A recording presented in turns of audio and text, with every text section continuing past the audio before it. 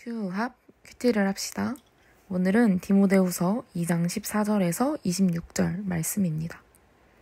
수요일부터 디모데후서 말씀을 함께 보고 있는데요. 오늘은 어떤 말씀을 주셨는지 함께 살펴봅시다.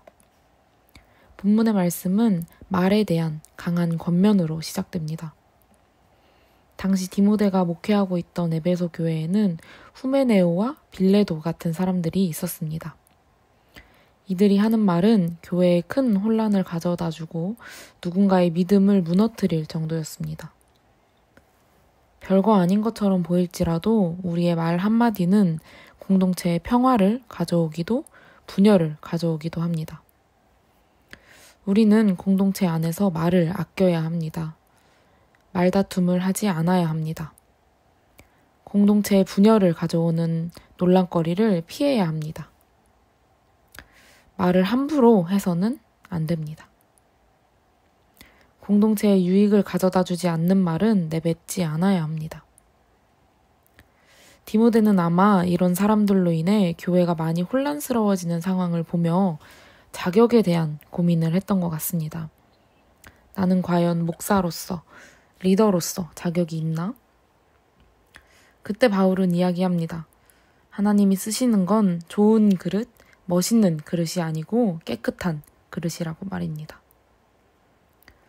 여러분, 혹시 식당에 갔을 때 그릇이나 물컵, 수저에 이물질이 묻어서 직원에게 교환해달라고 해본 적이 있으신가요? 아마 대부분은 한 번쯤 경험해봤지 않을까 싶습니다. 저도 얼마 전에 식당에 갔는데 물컵에 이물질이 묻어 있어서 새로운 물컵을 가져다 달라고 한 적이 있었습니다. 이물질이 묻어있는 식기는 별로 쓰고 싶지 않기 때문입니다. 심지어는 집에서 한 설거지인데도 이물질이 밥그릇 같은 데 묻어있으면 그릇을 씻거나 새로운 그릇을 꺼내게 됩니다. 식기류처럼 내 피부에 직접 닿는 것들이 더러우면 우리는 사용하지 않거나 씻은 후에 그것을 사용하게 됩니다. 우리도 마찬가지입니다. 20절에서 21절 말씀입니다. 큰 집에는 금그릇과 은그릇뿐 아니라 나무그릇과 질그릇도 있어 귀하게 쓰는 것도 있고 천하게 쓰는 것도 있나니 그러므로 누구든지 이런 것에서 자기를 깨끗하게 하면 귀히 쓰는 그릇이 되어 거룩하고 주인의 쓰심에 합당하며 모든 선한 일에 준비함이 되리라. 아멘. 하나님께서는 번쩍거리는 금그릇을 사용하길 좋아하시고 간장종지 같은 작은 그릇은 사용하길 꺼려하는 그런 분이 아니십니다.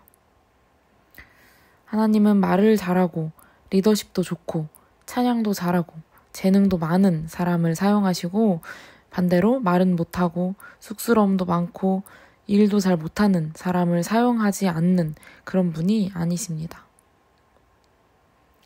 하나님께서는 그릇의 크기, 용도, 역할에 상관없이 깨끗한 그릇을 사용하기 원하십니다.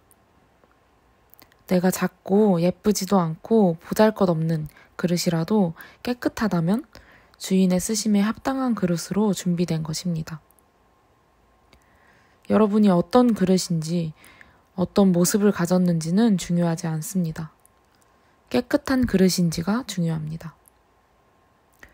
여러분은 하나님 보시기에 깨끗한 그릇으로 준비되어 있나요? 우리는 어떻게 하면 깨끗한 그릇으로 준비될 수 있을까요? 우리는 우리 스스로를 깨끗하게 할 수 없습니다. 오직 예수님만이 우리를 깨끗하게 해줄 수 있습니다.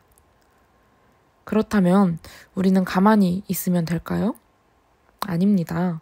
우리는 깨끗하고자 날마다 하나님 앞에 서야 합니다.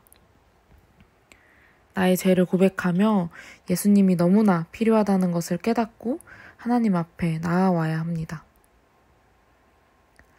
이어서 바울은 청년의 정욕을 피하고 주를 깨끗한 마음으로 부르는 자들과 함께 의와 믿음과 사랑과 화평을 따르라고 말합니다.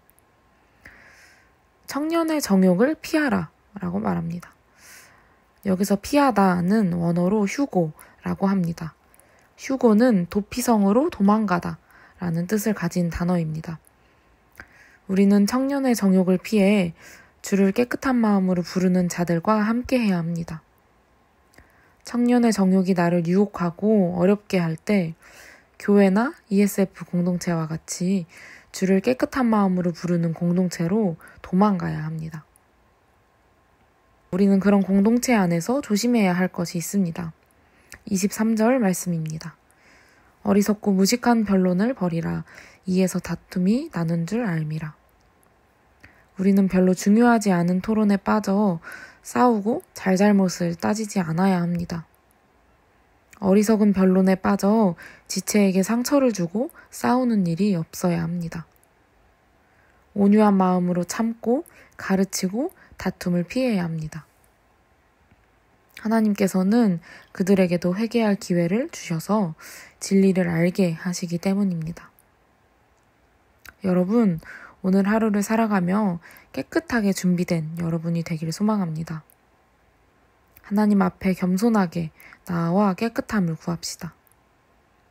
오직 나를 깨끗하게 하실 수 있는 분은 예수님 뿐임을 고백하며 나의 더러움을 하나님 앞에 내려놓읍시다.